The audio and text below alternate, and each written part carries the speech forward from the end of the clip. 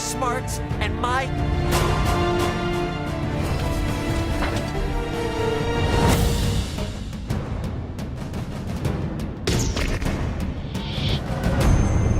He told me enough. No, I.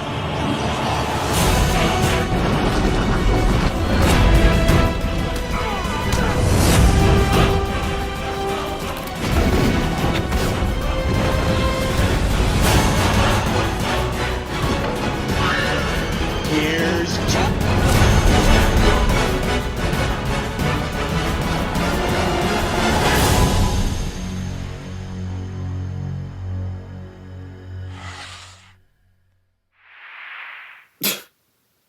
I just can't. I'll never understand why overhyped trash like this always gets fucking passes and gets considered masterpiece worthy over better stuff that's actually better written.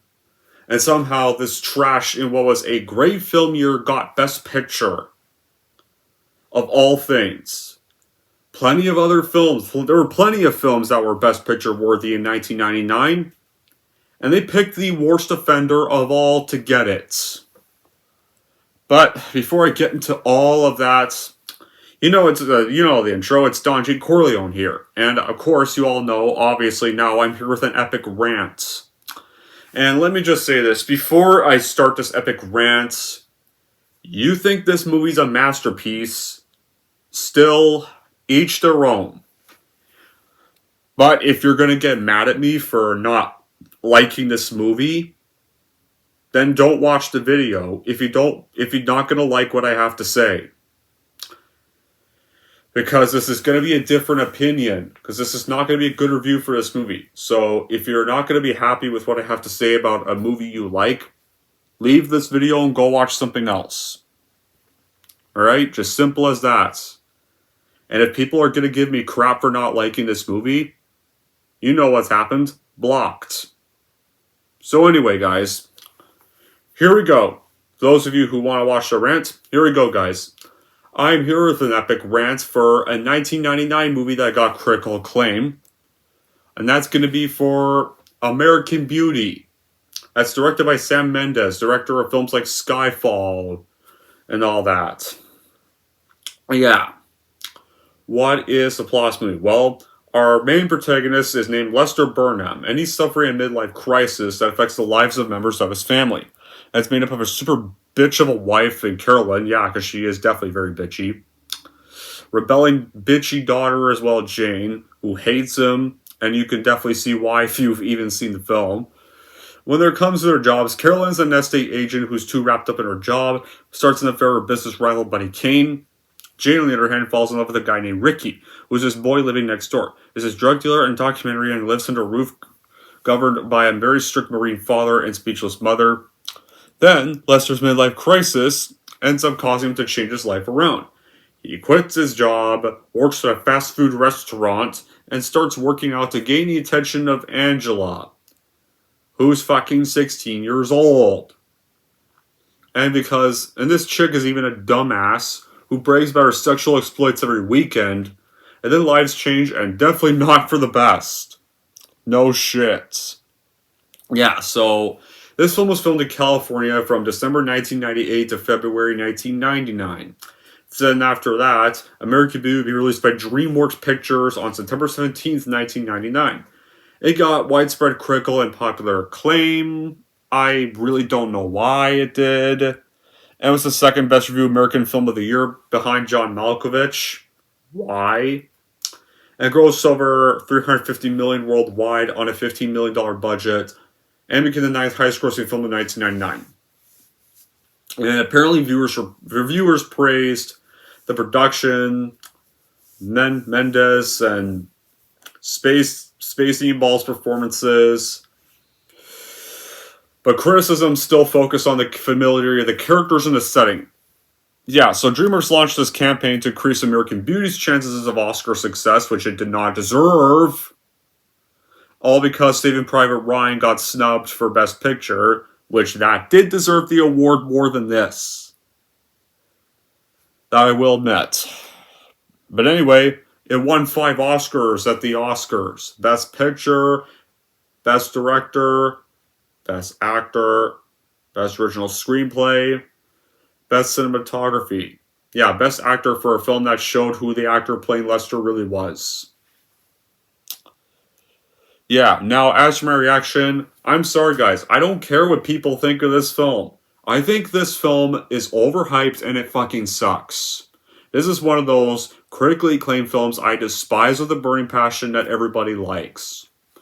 Okay, there's plenty of Best Picture winners I think sucked.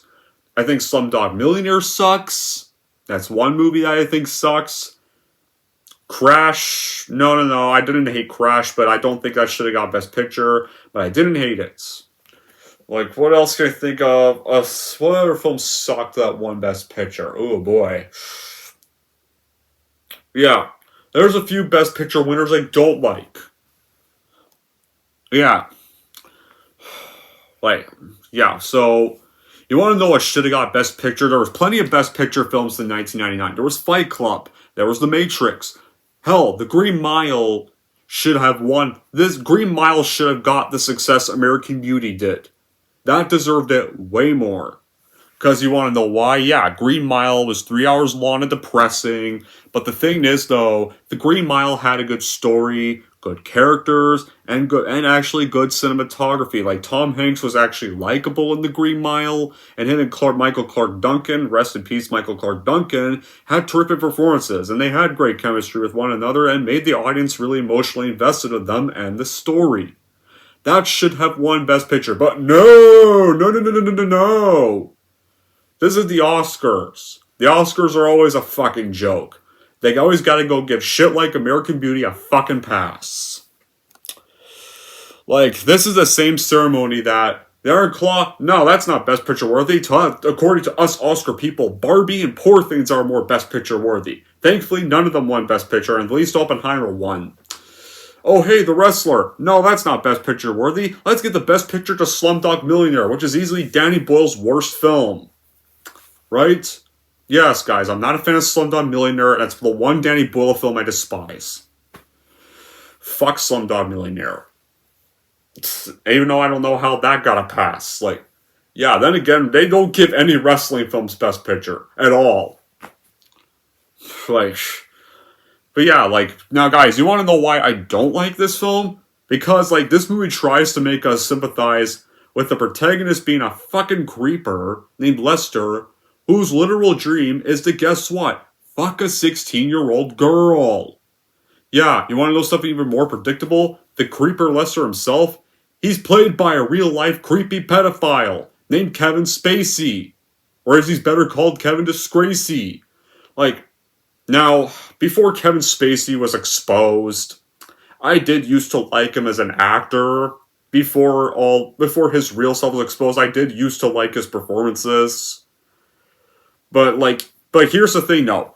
I have a feeling even if I did see this movie before Spacey was exposed, his real self was exposed, if I had saw it before then, I probably still would have hated it anyway. Because there's no likable characters. It's boring as hell. Way too damn long. And really the story is done to death in many other films. A guy goes through a midlife crisis, tries to resolve it, realizes he had a good life. Wow, where have we seen this before? Like a lot of movies? So how is this original? Like, and besides, it's not just the whole protagonist being a creeper thing. I have many other problems with it. And the other characters aren't even any better, and the tone is mean-spirited as shit. And you're all gonna be like, but you have to separate art from the artist to enjoy the movie, Don. I can't with this movie because the artist or the actor put his own art in the character. I mean, seriously, like when he sees Angela at his daughter's like little cheer, he goes all drooly mouthed and googly eyed over a 16-year-old girl that's friends with her. Then in this first scene, he's even jerking off in the fucking shower and narrating it, and even has a dream where the teen girl is naked in roses and clearly waiting for him to fuck her. And that's apparently supposed to be an iconic shot in cinema. I don't know what the hell people were smoking when they say that, or when they saw this movie. I don't know what the paid critics smoked that day. Now, let me see if I got this straight. Like, Saving Private Ryan, which is a good story, yeah, was not worthy of Best Picture, but American Beauty, a movie whose hero, whose lead character we're supposed to like, is a pedophile who literally endangers the future of his family, makes their lives miserable, and literally befriends a drug dealer, and wants to fall in love with a teenager, finds beauty in people getting their brains blown out. Apparently that's Best Picture worthy? Just why? Yeah, what then? I love, like, the characters. Well, guess what? What characters are even great? Like, everyone here is just a stereotype or an asshole. Yeah, from, like, generic 40 middle life crisis guy who we've seen in plenty of other films, or career-given wife who's a bitchy Karen, or a moody teenage daughter who's also bitchy as hell, and there's also a soldier who apparently turns out to be gay. Yeah, take the gay couple, like, for example. They're around for like 2 or 3 scenes, and they broke some more McGarry from Colonel Ass Kicker. Might as well have been 2 cardboard cuts labeled like Gary when they were able to develop. Yeah, even though they're only supporting characters, but if you're going to do a movie that tackles the issue of something like that, give them put some believable characters in it, not 2D cliches. And it's for the whole, like, gassy contrived nature of the film. Characters are not characters here because they don't believe in a remotely plausible manner. They don't behave consistently. They just stumble out through the one step piece to the next. Like, here's an example. When Lester quits his job, he gets a job at a McDonald's ripoff called Mr. Smiley or something like that. Yeah, it's called Smiley's. Yeah, pretty much a Smiley burger place. Yeah, okay, the name kind of, okay, the name of the burger place kind of makes me laugh a little bit.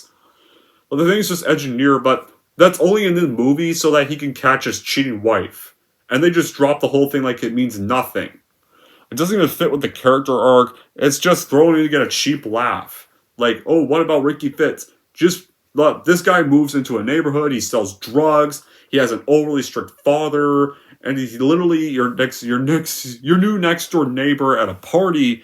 What do? Do you introduce yourself? Chat to the guy? Find out it's a sword that's going to report you to the police, or do you march right up and offer the dope in there, and then because that explains the action? Or how about Dar's friend towards the end of the movie? Like, apparently, this girl is 16 years old. There's a blazing road with your best friend, your car's parked out. Like, or how about run off and leave the house, or drive straight home, or slink off downstairs and hang around intermittently just in case, like, Disgracie or Lester shows up to carry out the perverted little fantasy he wants on this 16-year-old chick. And what makes the film deplorable is the script. Like, this is a plot that's just lazy and unbelievable. It has, like, a bunch of Holly weird hacks working on it to create these dumb situations so the ending can occur. If the plot was written backasses, it would explain the manipulative dialogue and plot lines that Disney get to the murder. You have over-the-top cartoon characterization by all the adult actors involved. Like nobody acts like a fucking character in this movie. Like, the mom and daughter, they act like fucking cartoons. Characters that you're suddenly supposed to feel bad for, even though they're technically not even any likable. They're also they're just both bitchy through the whole entire film. Yeah, like, literally, this whole family is not even likable. None of them are. Like, the only billing in this film occurs, like, whenever the young actors that are Thora Birch, Wes Bentley, and Minna Silveri, they interact in a scene. The 3 do kind of have true chemistry, and their actions and emotions are literally less forced than those of Disgracie and Annette Bening. Like, honestly, Annette Bening gives such a laughably bad performance. Like, holy crap, was her performance so awful in here. And you're suddenly supposed to feel sorry for this character? Like, she's just a Karen bitch. The whole entire movie, she acts like a fucking Karen. Even when she's not dealing with Disgracie's idiotic antics in the film, she's literally just a Karen everywhere she fucking goes. Like, in the writing directed team of Alan Ball and Sam Mendes, they thought they'd be more comfortable with adolescence than adulthood. That's not surprising for something called Holly Weird. So how does our masterpiece even start? Our protagonist, Lester Burnham, the pedophile, he's a husband and advertising executive, and he's also the narrator of the film. Unless a relationship, yeah, he has a relationship with the bitchy wife who's named Carolyn, who should be called Karen instead. But who's this materialistic and ambitious realtor who's bitchy as hell and feels she's unsuccessful at fulfilling her potential, and their relationship is obviously strained. Then you have his 6-year-old daughter Jane. She's unhappy and struggling with self-esteem issues. And of course, like, this guy already seems like a loser. He's just boring, faceless, he's easy to forget. He then gets reinvigorated, however, when he meets Angela, the girl he wants to badly fuck at a high school basketball game. And he immediately develops this immediate crush with Angela. He's like, when he sees her, like, much to his daughter's embarrassment, yeah, like, here's the thing. I'd be fucking, yeah, if I was her, I probably would be fucking embarrassed. I probably would be embarrassed, a little uncomfortable, disturbed. If I was her. And throughout the film, Lester has creepy fantasies involving this. It literally involved this Angela character being sexually aggressive and red rose petals all over her naked body. And then he meet the new neighbors who are named Colonel Frank Fitz, who's played by Chris Cooper, his distracted wife Barbara, played by Allison Janney, and his camcorder obsessed and marijuana selling son named Ricky, who's played by Wes Bentley. Then they get confronted with this gay couple living 2 doors down, and Colonel Fitz displays this big-hearted attitude towards them. Then over the course of a few days, the Burnhams eventually make life-changing choices. Carolyn, or Karen, meets real-life Estee rival Buddy King, played by Peter Gallagher, for a business lunch, and then she ends up getting an affair with him, so she's not faithful to her home family anyway, and even takes up shooting lessons. Lester decides to stupidly quit his job, blackmails his boss, who's played by Barry Del Sherman, for 60 grand, which would not happen in real life, then quits his job, and he goes to work at a place called Mr. Smiley's. Which is like the one thing that got a laugh out of me is the burger place name. Because the name is kind of funny. I'll admit that. Then he continues to liberate himself, trades in his gets his dream car, which is a 1970 Pontiac Firebird, then works out to impress Angela, and even smokes a bunch of marijuana supplied to him by Ricky. Then you get to Jane, who's growing distant from Angela because apparently, since Angela's stupidly falling for Disgracie, develops this romantic relationship with Ricky, who bonded over what he considers to be his most beautiful camcorder footage. And, yeah. And then the two begin a sexual relationship as well. Then one night after sex, while Ricky's recording her, Jane then talks to Ricky about how unsatisfying her life is, and how different her parents seem towards each other.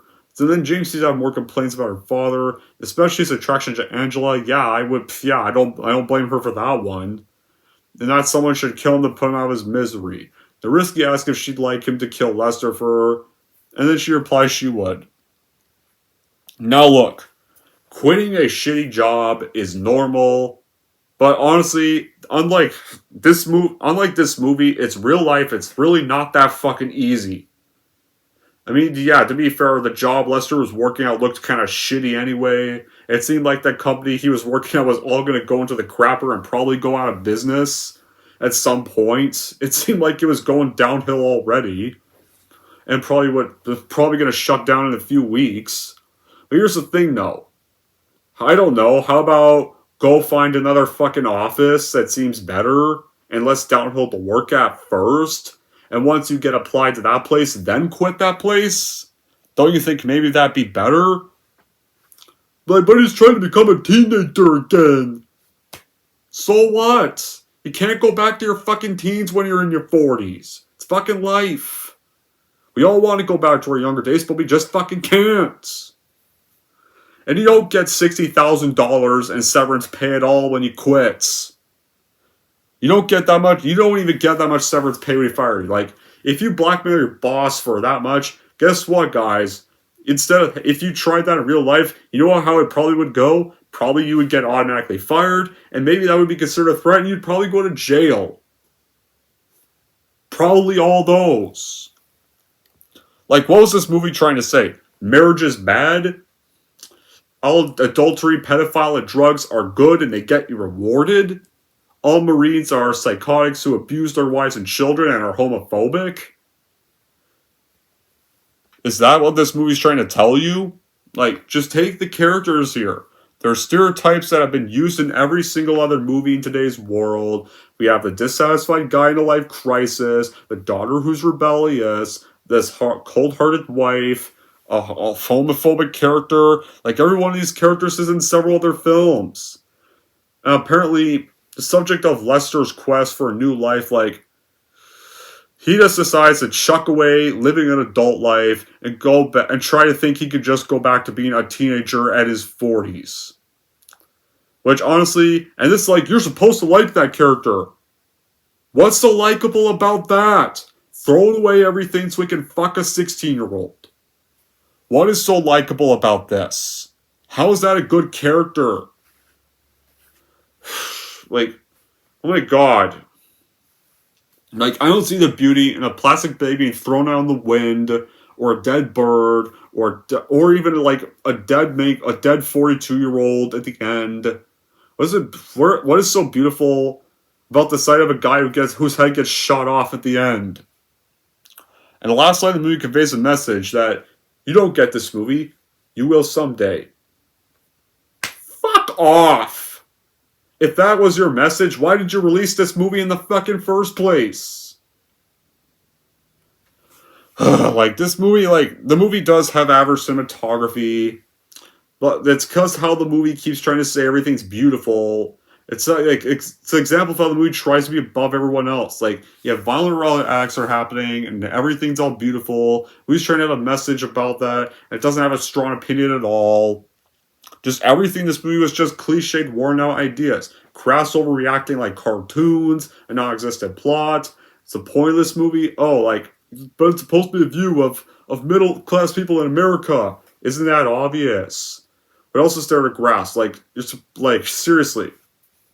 Like, I'm surprised people actually accepted this masterpiece of mainstream cinema. Like, they're actually proud of what was shown here, or endorse it. Like, yeah. If this is supposed to be American culture, I'm sorry, I don't fall for that. And it's laughable how horrible the execution of this film is. Like, people just fail to try to give good execution here. There's no direction. It's just tired ideas thrown together just to show people just how crazy pathetic this guy played stupid. Something like this would probably be. Yeah.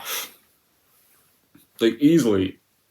Like, there would have been much of a movie if the characters just kept their damn window blinds shut. Like, it has comical things like this that pull the film deeper to stupidity by its end.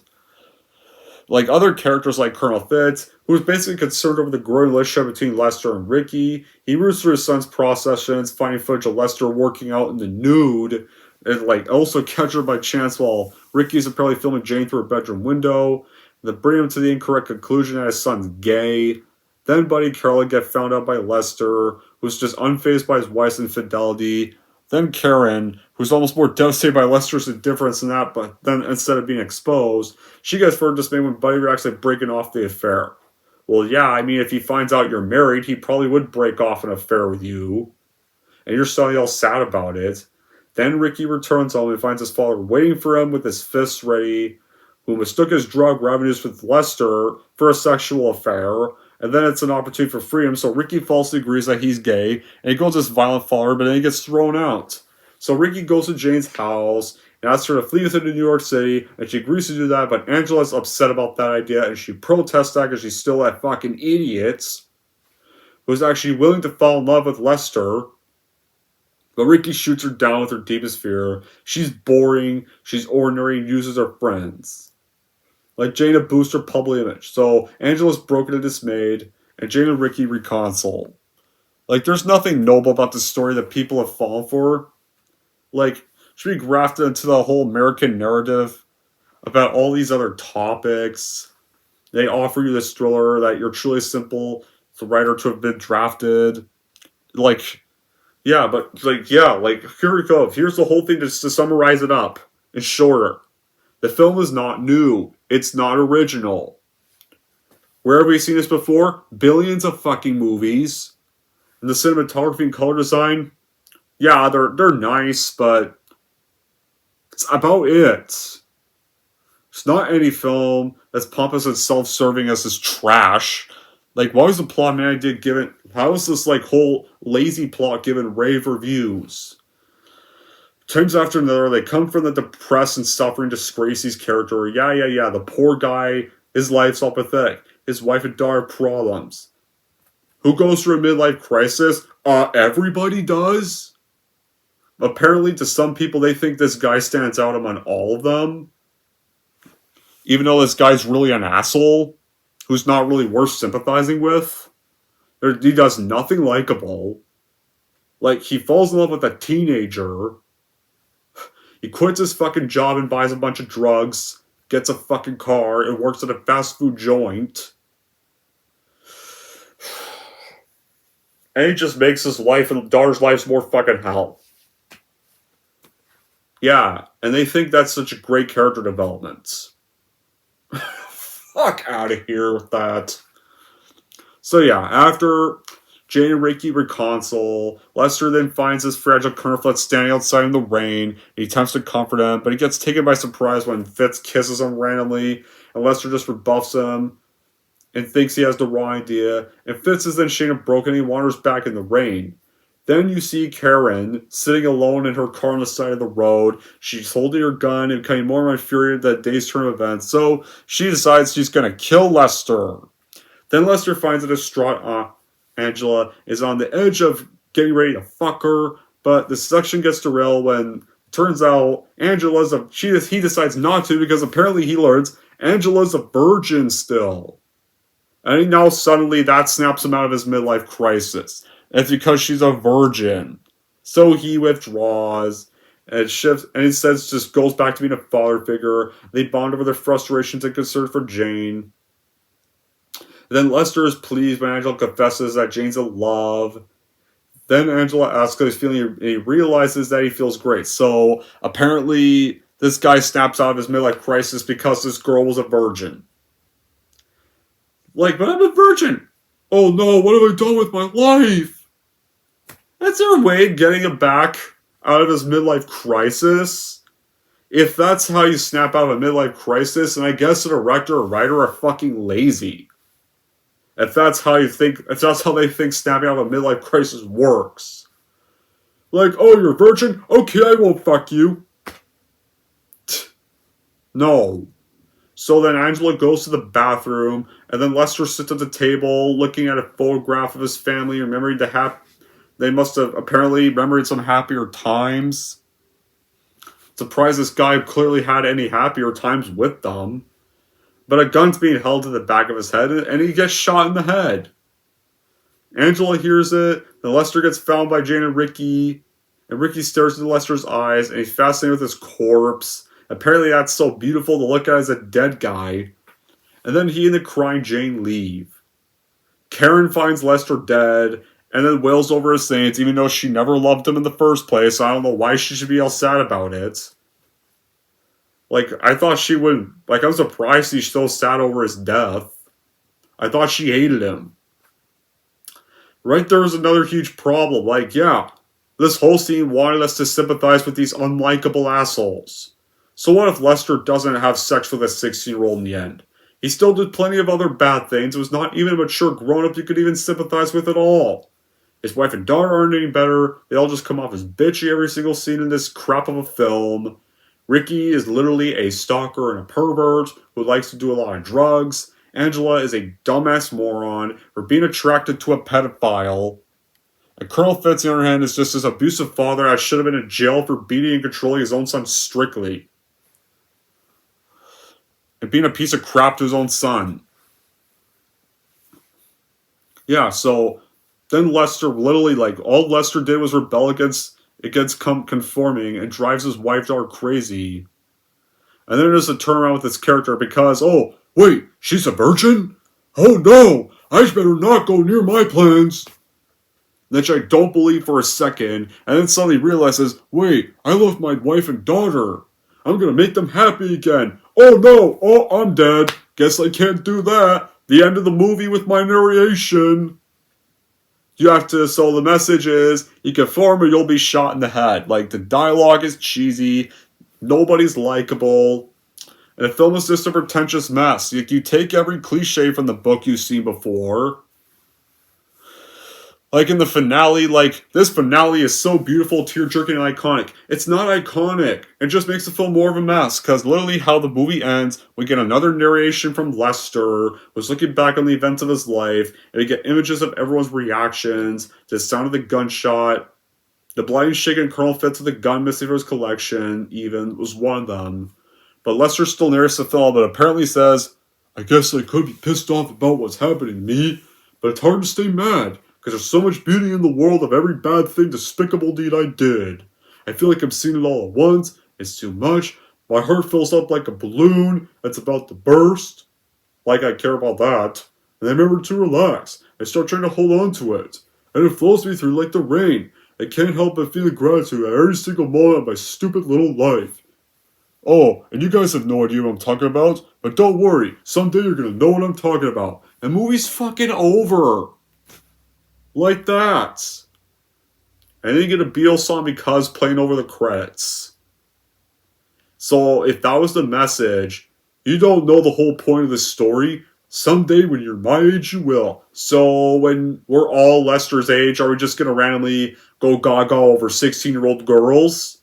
Or are we all just going to quit our jobs and go do drugs? Are we all going to drive our families miserable and crazy when we're 42 years old? Is that what this movie thinks we're all going to do at that age? No.